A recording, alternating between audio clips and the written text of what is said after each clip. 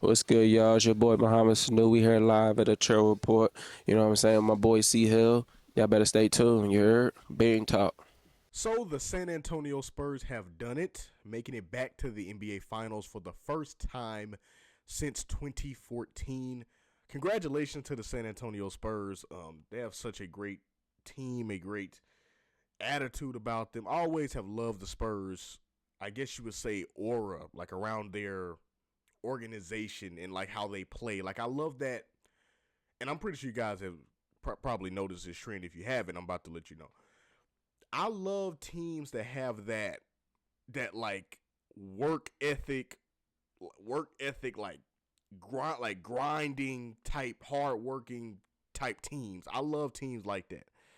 Now I love like teams that have that work hard, them workhorses, work hard type of players, the players that kind of scrappy, kind of like I said, grind players, get it out the mud kind of teams. I love teams like that. Like I love teams that have that kind of energy as far as just watching from a fan point of view. And I feel like the Spurs have always, even times of winning the championships or even when they weren't maybe as successful as they once were, they've always had that over them as long as I can remember. They always had that kind of, I guess you could say, aura once again of having that, them workhorses, those work hard players, them players that won't like they're not too flashy, but they are them type of players that they grind, they work hard, they're workhorses, they give effort, they give all out, hustle and stuff like that, and they're passionate, and they always have had those kind of players and always have had that kind of energy as far as the Spurs, in my opinion. So I'm super excited to see them back in the NBA Finals. Um, they will be going against the New York Knicks in the finals. So that's going to be very interesting. Once again, the Knicks have just been at home resting since they defeated the Cavs in a sweep last week. So they just been chilling, just waiting to see who they were going to play. But it will be the Spurs. It will be the matchup of 1999, or the rematch of 1999, if you will. The last time the Knicks made it back to the finals was in 1999, and they will be going against the same team they did then. The same team that they went against then. Now they went against the Spurs, and what do you know? They're going against the Spurs once again in the NBA Finals. So we shall see what happens this time. However, how the Spurs managed to get there is what we're here to talk about today, which is they managed to beat the reigning NBA champions, along with the reigning NBA MVP back to back, SGA. They defeated the Oklahoma City Thunder in Game 7, and listen, going back to what I said last week, and this is not trying to make me look away or anything like that. I'm just saying the obvious things of what happened. I said I didn't like letting, or not letting, no, because they didn't let, okay, understand, they didn't let nothing happen. The San Antonio Spurs just they took Game 6. Okay, the Thunder had no chance in Game 6. They took Game 6. But the fact that the Spurs took that game, I did not like the optics or the situation of going into a Game 7 against this Spurs team, because they're so freaking talented. They're talented, they work hard, they hustle, they're passionate.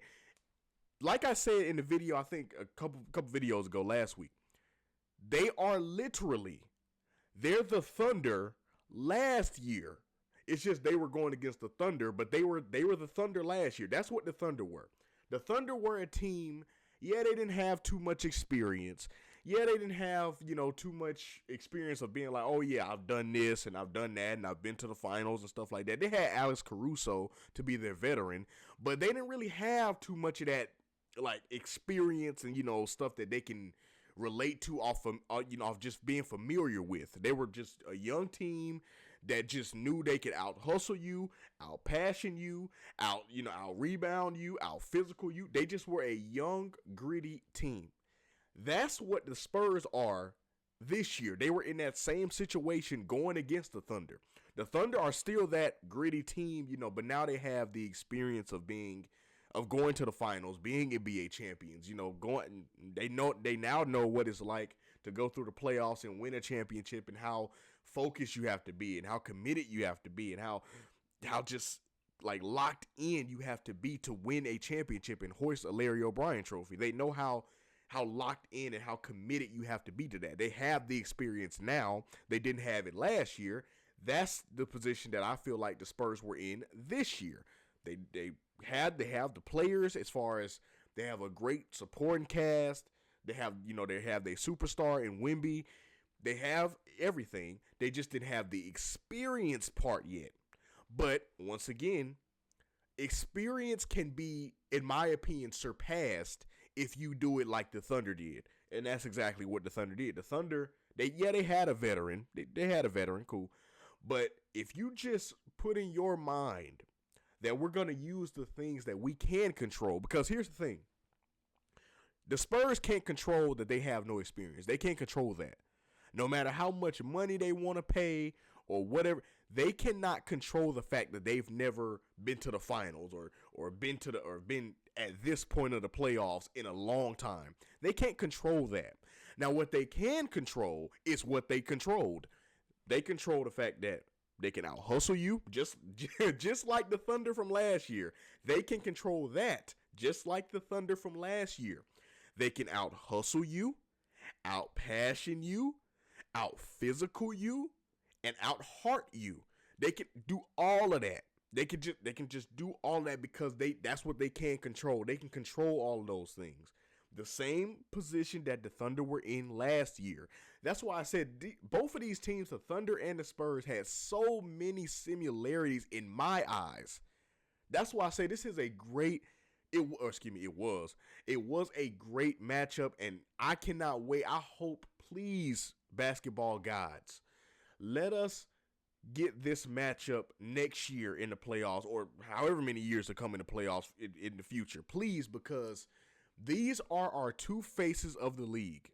We have SGA, we have Wemby. Those are our two faces of the league. They will be the two faces of the league once LeBron retires. In my personal opinion, they will be the ones to fill the void of that. LeBron James, Steph Curry, they will be that kind of, I guess you could say, maybe like a miniature version of that. They'll be like a replication of that, like a Steph Curry, LeBron. If you don't like SGA, it'll be like one of those things. You don't like SGA, well, you can rock a Wemby jersey, or you don't like Wemby, you can rock a SGA jersey. You don't know about basketball, well, you can either put on you can either put on a Wemby jersey or SGA jersey, and both of those players are extremely good. It'll be like that. It'll be like the LeBron, Steph Curry stuff, like back when they had their rivalry and back when they were the two faces of the league. It'll be like that. These are our two faces of the league. So the battle of the faces matchup, or matchups that I hope we'll see in the future, I think they will be just as entertaining. And I can't wait to see, especially now that Wemby is in a position to now he controls his destiny.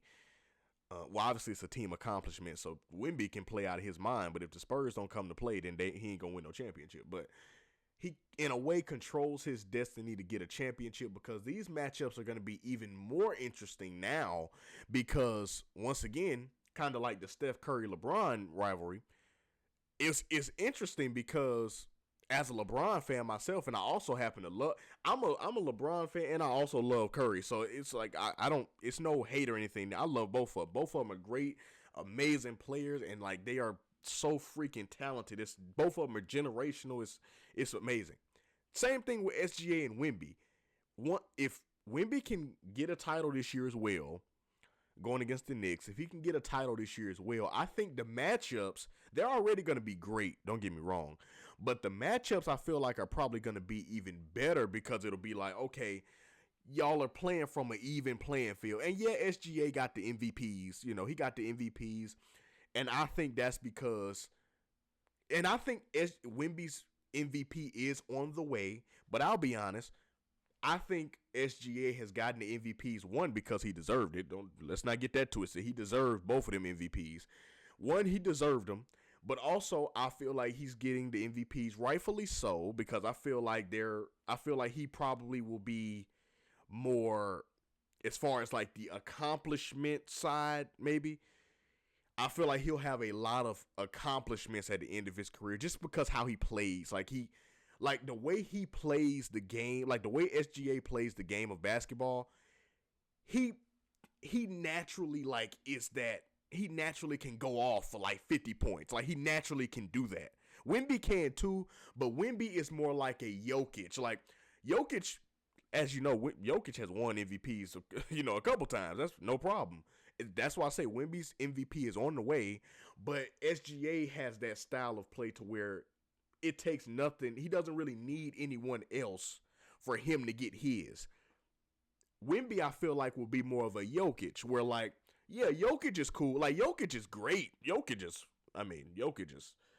Hall of Famer for sure. Jokic is so great. But the thing about Jokic, what makes him so dangerous to play against, being a Lakers fan, so trust me, I know. The thing that makes him so dangerous to play against is not only do he get his, but he gets fueled. He gets fuel from feeding others. That's Wemby. That's Wemby. Wemby, his aura and his like presence of playing, of being his teammate. You eat. Wemby eats, you eat. It's kind of like that. It's a two-part thing. Wemby eats, the team eats. It's a multiple part thing. SGA on the other hand can be more like Harden was when it was Harden's time to shine.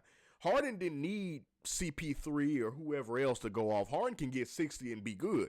He didn't need other people to let his game flow. And Wemby doesn't need anybody. Jokic doesn't need Jamal Murray to go off.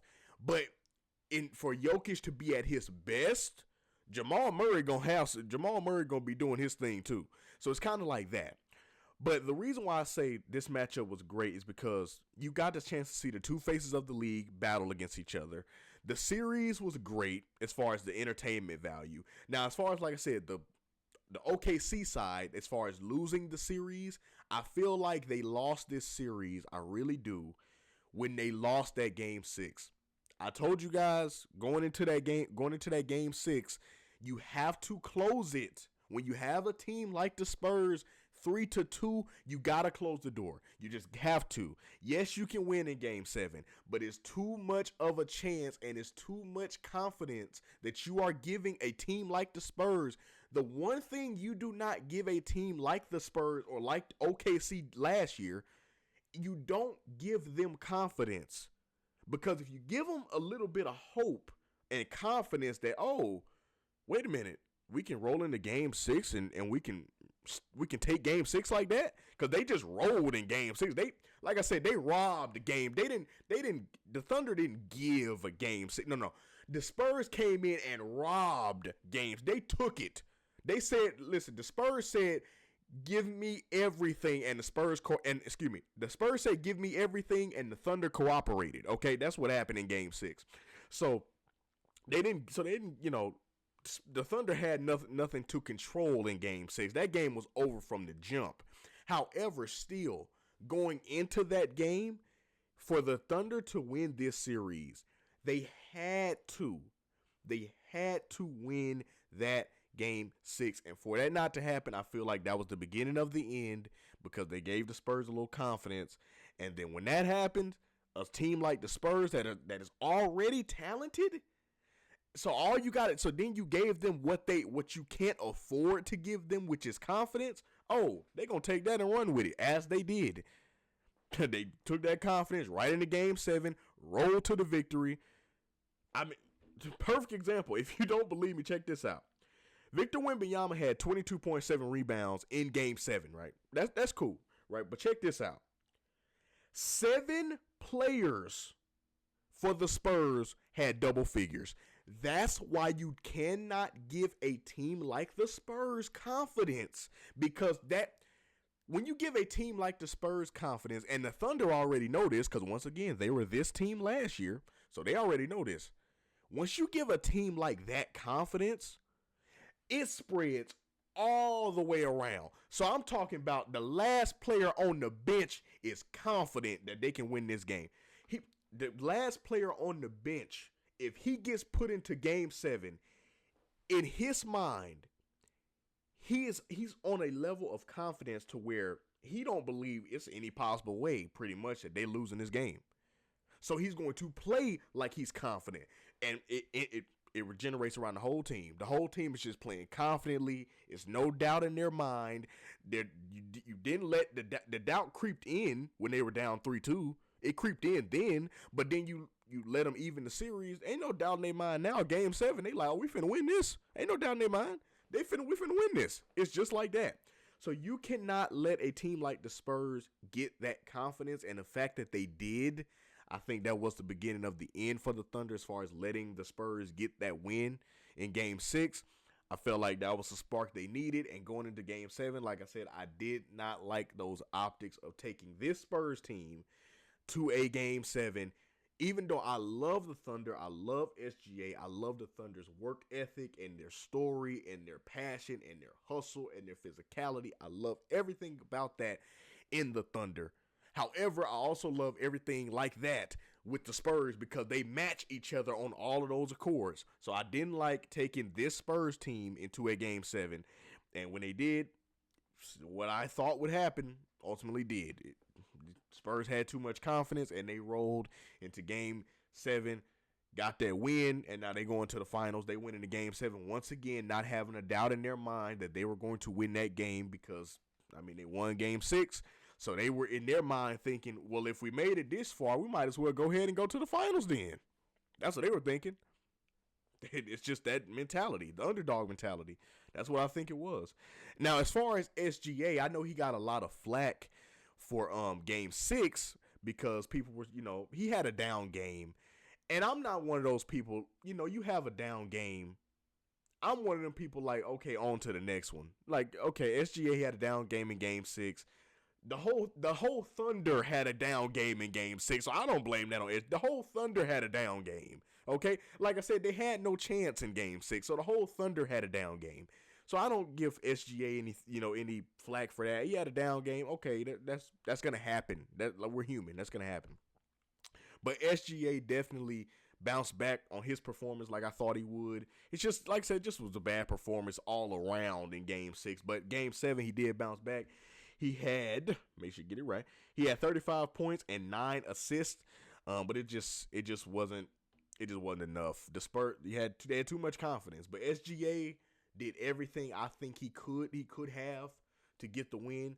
Like LeBron, like my guy LeBron James always says, as far as elimination games, he has this quote that he says, in elimination games, you have to shoot all the bullets in the gun, all right, and throw the gun too.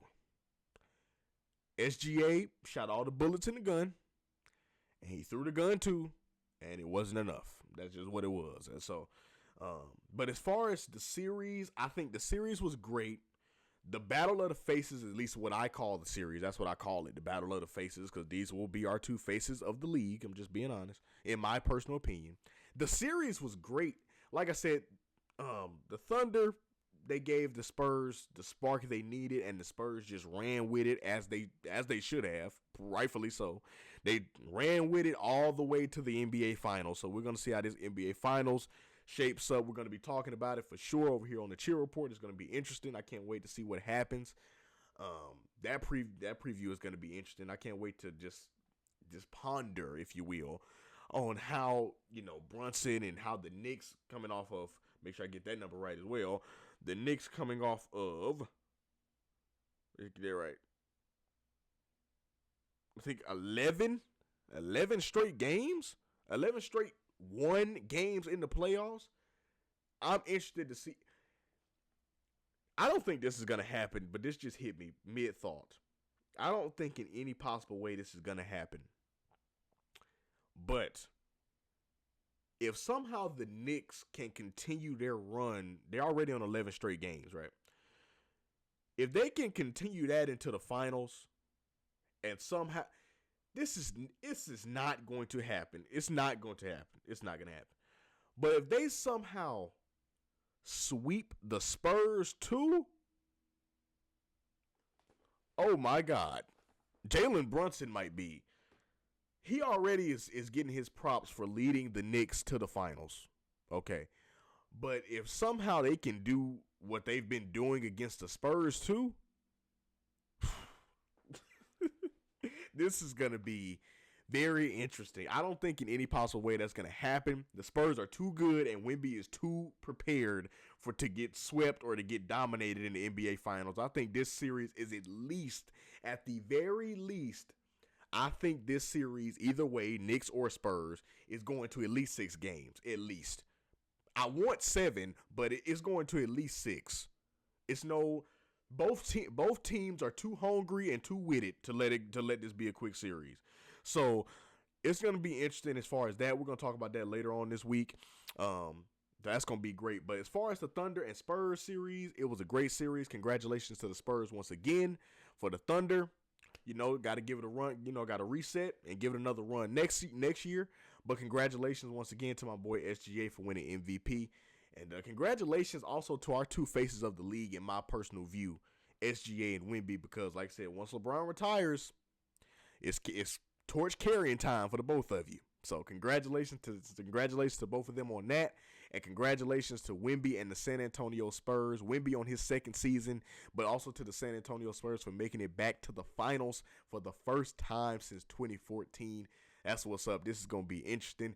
Get your popcorn ready, because this is going to be a very, very interesting show. I can't wait. Yo, it's me, Chill, from the Chill Report. If y'all watched the video, I hope you enjoyed it. Make sure to come back next time. Before you leave, make sure to like, subscribe, and comment. Become one of the chillest players in the game. And I'm out. Peace.